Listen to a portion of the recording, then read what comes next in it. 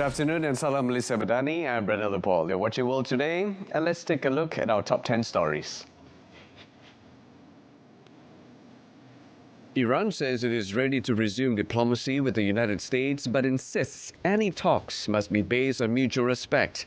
Its foreign minister said Tehran is open to engagement as long as Washington avoids threats or pressure. Cuba is ready to have a serious, meaningful and responsible dialogue with Washington, says its deputy foreign minister. Relations have been strained following the U.S. capture of Venezuelan leader Nicolas Maduro, a close Cuban ally. While communications are ongoing, they have not yet developed into formal talks. The Muslim World League called for urgent action against Israeli Gaza ceasefire violations. It urged Israel to follow the second phase of Trump's peace plan, demanding an immediate ceasefire and unhindered humanitarian aid. President Mahmoud Abbas has issued a decree urging Palestinians, both at home and abroad, to take part in the National Council elections on November 1st. The Central Elections Commission will oversee the entire electoral process. Indonesia plans to restrict exports of palm oil waste, including used cooking oil, to boost energy self-sufficiency. The materials will be prioritized for domestic use, supporting biodiesel and aviation fuel production. Elon Musk has announced a merger between SpaceX and AI company XAI. The deal will see SpaceX supports XAI's technology, including plans to deploy solar-powered data centers in orbit. The European Commission says it is considering EU-wide rules on minimum social media ages. While member states can set age limits for their citizens, they cannot impose extra obligations on platforms beyond existing rules under the Digital Services Act. Former Chilean President Michelle Bachelet has officially registered as a candidate to lead the United Nations. The 74-year-old's bid is supported by Brazil and Mexico. 16 people have died in New York amid an extended cold snap. The city is experiencing its 11th consecutive day of sub-zero temperatures, one of the longest stretches of extreme cold in New York history. Former President Bill Clinton and 2016 Democratic nominee Hillary Clinton will testify in a congressional investigation into Jeffrey Epstein. The move could avert a planned Republican-led House vote to hold them in contempt, which might have led to criminal charges. That's our top 10 stories. Up next, the complete bulletin. Stay tuned. Dunia digital penuh dengan kandungan ganas, eksploitasi kanak-kanak dan buli cyber berleluasa di luar kawalan.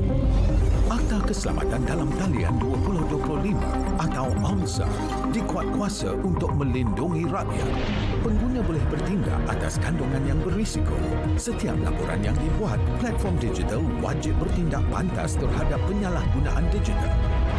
Dengan AMSA, internet kini lebih selamat untuk kanak-kanak dan keluarga kita. Welcome back. Iran says it is ready to return to diplomacy with the United States, but insists talks must be based on mutual respect. Foreign Minister Abbas Araghchi said Iran was open to engagement as long as Washington refrains from threats or pressure. Speaking at the shrine of Iran's revolutionary founder, Ayatollah Ruhollah Khomeini, Araghchi warned Tehran would respond in kind to the tone set by the U.S. His remarks come ahead of renewed nuclear talks between Iran and the United States scheduled for Friday in Istanbul. U.S. Special Envoy Steve Witkoff and Araghchi are expected to lead the discussions aimed at reviving stalled negotiations over Iran's nuclear program and easing fears of a wider regional conflict. A regional diplomat said representatives from countries including Saudi Arabia and Egypt are also expected to take part. However, tensions remain high as President Donald Trump warned that bad things could happen if no deal is reached. as American warships move closer to the region. Cuba and the United States are in limited communication, though the exchanges have not yet become a formal dialogue. Deputy Foreign Minister Carlos Fernandez de Cosio said Cuba is ready to have a serious, meaningful and responsible dialogue with Washington, marking the first hint from Havana of any contact after recent tensions. Relations soured following the U.S. capture of Venezuelan leader Nicolas Maduro, a close Cuban ally. Now, the U.S. government knows that we are ready to have a serious, meaningful, and responsible dialogue based on the respect for sovereign equality, respect for international law, and that we are sure that there are many issues that we could discuss, including many on which we have differences, and that perhaps many of them could find solution if there were to be a dialogue between the two countries. President Donald Trump confirmed talks with the highest people in Cuba, even as he labeled the island nation a threat to national security. The United States has also moved to block all oil shipments to Cuba, including from Venezuela, fueling rising food and transport costs, severe fuel shortages, and blackouts across the capital, Havana. The Muslim World League, MWL, has renewed its call for urgent action against Israeli violations of the ceasefire, Gaza ceasefire that is, which have resulted in over 1,000 Palestinian casualties. In a statement, Secretary General of the MWL and Chairman of the Organization of Muslim Scholars, Sheikh Dr. Muhammad Al-Isa, emphasized the need to compel the Israeli government to comply with the second phase of the peace plan proposed by U.S. President Donald Trump. Now, this includes an immediate ceasefire and the unhindered delivery of humanitarian aid.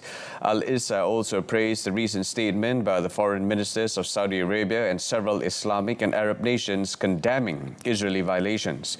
They warned that these actions escalate tensions and jeopardize regional and international efforts to implement the peace plan and United Nations Security Council Resolution 2083. These efforts aims to end ongoing violence and establish a just and lasting peace. They are guided by international resolutions and the New York Declaration on the Peaceful Settlement of the Question of Palestine and the implementation of the two-state solution. President Mahmoud Abbas has issued a presidential decree calling on the Palestinian people to participate in the elections for the Palestinian National Council on November 1st. Now, this includes Palestinians both in the homeland and in the diaspora. The presidential decree stipulates that the elections will be held wherever possible, both inside and outside Palestine. This is intended to ensure the broadest possible participation of Palestinians wherever they reside. The elections will be conducted according to the principle of full proportional representation. This guarantees fair representation for all segments of the Palestinian people, including women, youth, and Palestinian communities abroad. The Central Elections Commission will have full oversight of the electoral process. Abbas also set May 14 as the date for the 8th General Conference of the Palestinian National Liberation Movement, Fatah, to be held in Ramallah. The cabinet had previously set the date for local elections in Palestine for April the 25th. Former Chilean President Michelle Bachelet has been officially registered as a candidate to lead the United Nations. The 74-year-old politician's bid for the post of UN Secretary General is backed by Brazil and Mexico. The announcement was made by Chile's current president, Gabriel Boric, outside the presidential palace in Santiago. Boric said Bachelet's extensive experience would make a serious and meaningful contribution to the work of the United Nations at a time when the world needs greater trust, cooperation, and shared responsibility. So far, only Argentine national Rafael Grossi, the head of the International Atomic Energy Agency, has formally declared his candidacy for the position. Former Costa Rican Vice President Rebecca Grispan has also expressed interest. By tradition, the UN leadership rotates by region, with Latin America next in line. The organization has never been led by a woman. The post will be filled on 1st of January 2027, succeeding current Secretary General Antonio Guterres. Bachelet served as President of Chile from 2006 to 2010 and gained from 2014 to 2018, before going on to lead the UN Human Rights Commission for 4 years. The European Commission says it is keeping all options open on possible EU-wide rules setting minimum age limits for social media use. While EU member states are free to set minimum age limits for their own citizens, they cannot impose extra obligations on online platforms beyond existing EU rules under the Digital Services Act, or DSA. Commission spokesperson Thomas Regnier said the DSA already requires platforms to ensure a high level of safety, security and privacy for users, especially minors, with age verification tools considered appropriate where national age limits apply. Despite this, he stressed the Commission has not ruled out further action at EU level and is working closely with member states. A panel of experts is now being set up to assess whether additional measures are needed. The comments come as Austria considers banning social media use for children under 14 from the next school year. France has already approved similar legislation with a ban planned from 2026 and full age verification set to take effect in 2027.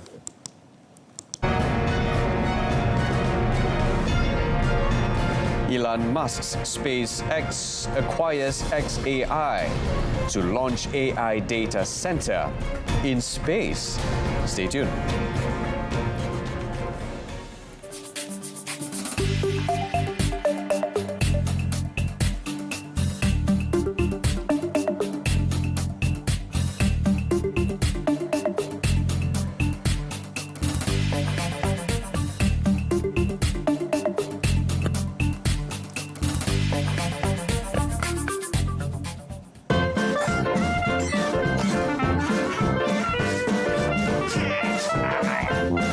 Bersihkan penapis penghawa dingin dan tetapkan 24 darjah Celsius untuk lebih jimat.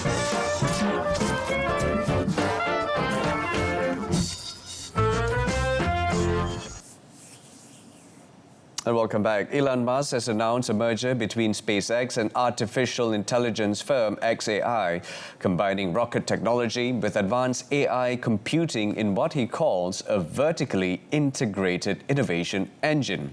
Now, under the deal, SpaceX will support XAI's technology, including plans to deploy orbital data centers powered by solar energy in space. Musk said the move is aimed at meeting the massive electricity demands of AI computing without placing further strain on communities or the environment on Earth. SpaceX plans to launch up to 1 million satellites functioning as space-based data centers using its Starship rocket, which the company says is nearing rapid launch capability. The merger comes as major technology firms face growing pressure over the cost and scale of AI infrastructure. While financial terms are not disclosed, Bloomberg reports the combined company could be valued at around $1.25 trillion. The deal further consolidates Musk's business empire, which already includes Tesla and social media platform X. Indonesia plans to restrict the export of palm oil waste, including used cooking oil, as part of efforts to strengthen energy self-sufficiency and ensure supplies are prioritized for domestic use. President Prabowo Subianto said the materials would be channeled to support key sectors, including biodiesel and aviation fuel production. He made the remarks during the National Coordination Meeting of Central and Regional Governments in Bogor Regency, West Java, on Monday. Prabowo said expanding palm-based energy deployment or development would help reduce Indonesia's dependence on imported energy.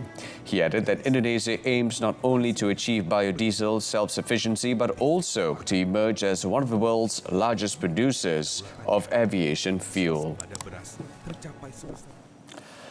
In other news, gold rebounded Monday, clawing back some losses after a sharp two-day sell-off. That saw prices drop 13%. Spot gold climbed as much as 2.2% to above $4,760 an ounce, while silver rose 3.7% to top $82 after both metals plunged in recent sessions. The precious metals rally had surged to record highs last month, driven by investor concerns over geopolitical risks, currency weakness and potential threats to the Federal Reserve's independence. A wave of buying from Chinese investors has accelerated the rally, but the rebound of the US dollar triggered the recent sell-off. Analysts say Chinese demand this week ahead of Lunar New Year will be key to the market's next move. Some banks remain bullish, with Deutsche Bank reaffirming forecasts that gold could climb to $6,000 an ounce.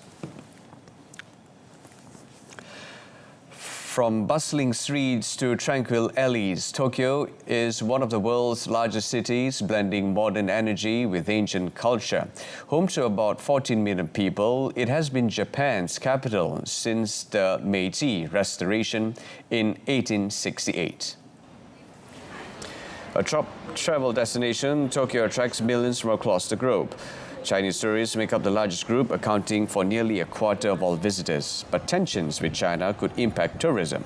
Beijing has urged its citizens not to travel to Japan, following one of the most serious diplomatic clashes in years. The row began after Prime Minister Sanae Takaichi warned lawmakers that a Chinese attack on Taiwan threatening Japan could trigger a military response. Japan's first female leader hopes to use her high approval ratings to secure a stronger parliamentary majority in February 8th snap election. Analysts say a decisive victory could lead China to reconsider its escalating pressure campaign. Weeks after taking office, Takaichi's remarks triggered Beijing's biggest diplomatic dispute with Tokyo in over a decade.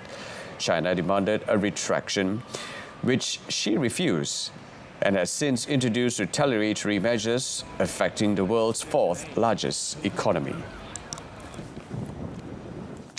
A Norwegian court ruled on Monday that Marius Borgi Høiby, the eldest son of Norway's crown princess, Mette-Marit, will remain in police custody over new allegations ahead of a separate trial this week, in which he faces charges, including rape. Police said Høiby, 29, who is also the stepson of Crown Prince Haakon, was apprehended on Sunday on suspicion of causing bodily harm, carrying a knife and violating a restraining order. The Oslo District Court said it had approved a police request to keep Høiby in custody for 4 weeks to prevent potential repeat offences. The decision can still be appealed, and Høiby's lawyer confirmed he is considering doing so. Høiby has seen and has been at large while awaiting trial, which is set to begin Tuesday. He faces 4 counts of rape as well as charges of domestic violence, assault and drug possession, among others. Authorities said the latest allegation could result in additional charges on top of the 38 counts he already faces. Høiby denies the more serious charges of rape and domestic violence, but has admitted to lesser offences and plans to address these in detail in court.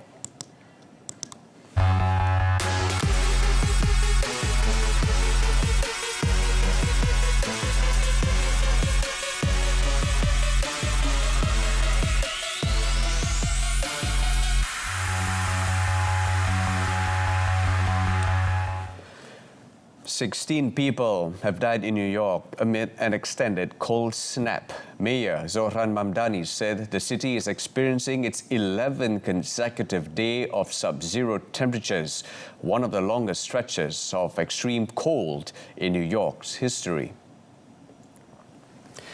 Preliminary investigations show hypothermia was a factor in 13 of the deaths, while 3 others may be linked to drug overdoses. The exact causes are still under review by the medical examiner's office. As of this morning, 16 of our fellow New Yorkers have passed away outside during this brutal stretch of cold. In 13 of these cases, preliminary findings indicate that hypothermia played a role, and 3 of these deaths appear to be overdose deaths. We await final results from the medical examiner's office and will inform New Yorkers as we learn more. New York remains under a code blue emergency, allowing expanded shelter and outreach operations. More than 930 people have already been placed in shelters or safe havens, with additional emergency units deployed across the city. Officials warn the extreme cold is expected to continue for several more days. Firefighters in Argentina's Chubut province continued their battle on Monday to contain wildfires that have scorched an estimated 50,000 hectares. Crews are hoping for lighter rain and cooler temperatures to ease their struggle. Strong winds over the weekend fueled the blazes, forcing the temporary closure of 2 provincial roads and pushing firefighters to retreat at times for safety. The fires in Patagonia have destroyed an area more than twice the size of Buenos Aires, drawing criticism over government's austerity measures under President Javier Milei that have cut aid resources. Last Thursday, the government declared an emergency in Chubut, Rio Negro, Neuquén, and La Pampa to unlock additional funds. Officials say the fire in Chubut's provincial jurisdiction is now contained, but the blaze in Los Alerces National Park continues to spread, consuming 24,000 hectares of native vegetation and pine forests. Former President Bill Clinton and 2016 Democratic presidential nominee Hillary Clinton will testify in a congressional investigation into the late sex offender, Jeffrey Epstein. The decision could prevent a planned vote in the Republican-led House to hold the Clintons in contempt, which could have led to criminal charges. The House Oversight Committee had recommended contempt last week after the Clintons declined to appear in person, saying the investigation was partisan and aimed at protecting President Donald Trump.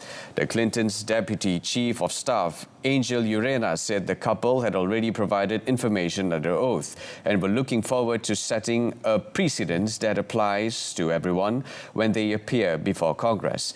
House Speaker Mike Johnson welcomed the move but did not confirm whether the contempt vote would be dropped, saying compliance with congressional subpoenas is expected.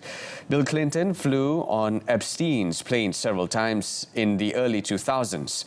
After leaving office, he has expressed regret over the relationship and maintains he knew nothing of Epstein's criminal activities.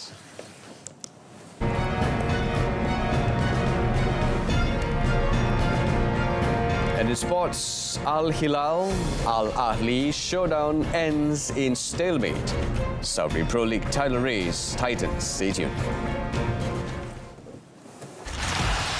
Perlawanan bola sepak Piala Malaysia dengan barisan 16 pasukan terbaik, gabungan pasukan baharu dan pasukan-pasukan elit bakal merancangkan aksi pertembungan bagi menaklukki tahta terulung bola sepak Malaysia. Bersama RTM, rakan penyiar. Al-Hilal were held to a scoreless draw by visiting Al-Ahli on Monday in a high-profile Saudi Pro League clash, extending the hosts' recent run of dropped points.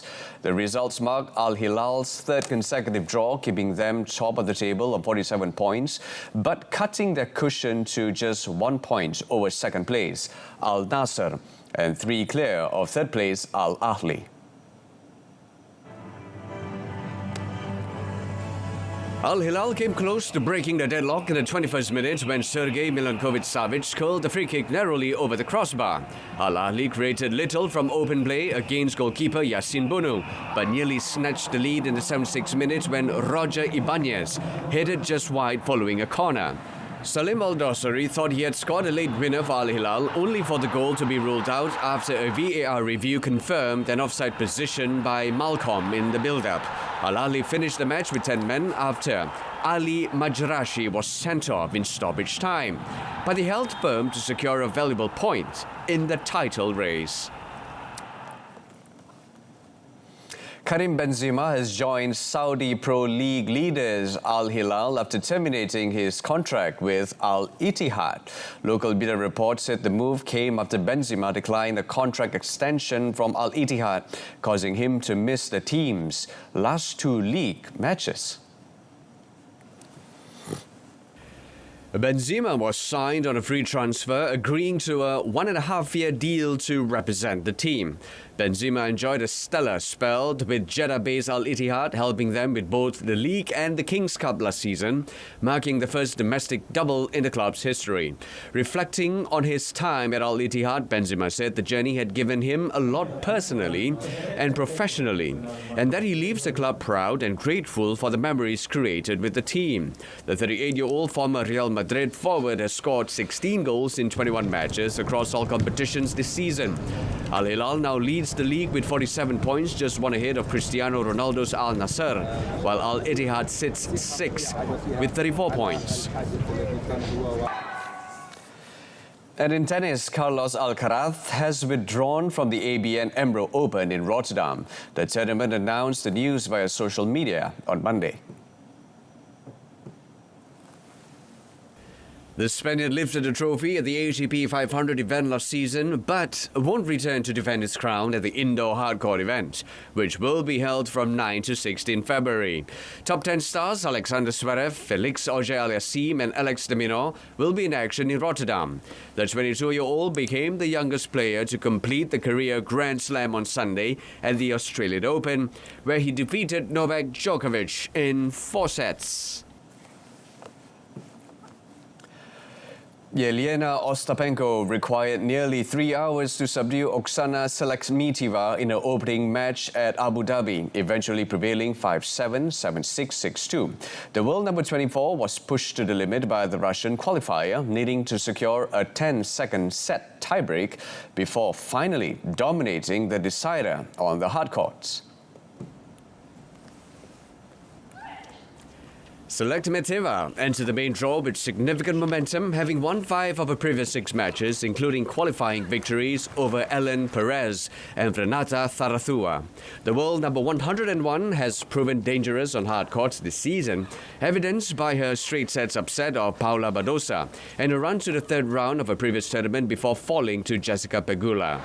For Ostapenko, this victory marks a critical stabilizing result after a turbulent start to 2026. Following early exits against Sorana Kirstia and Teresa Valentova in January, the Latvian displayed necessary grit. This performance echoes a strong Middle East swing from February 2025, where she defeated Iga Swiatek and reached a hardcourt final. And that is it from us. Do join us again tonight at 8:30 p.m. on TV1 and Saluran Berita RTM. Thank you for watching. I'm Brendan Paul. Salam Malaysia Madani, and take care.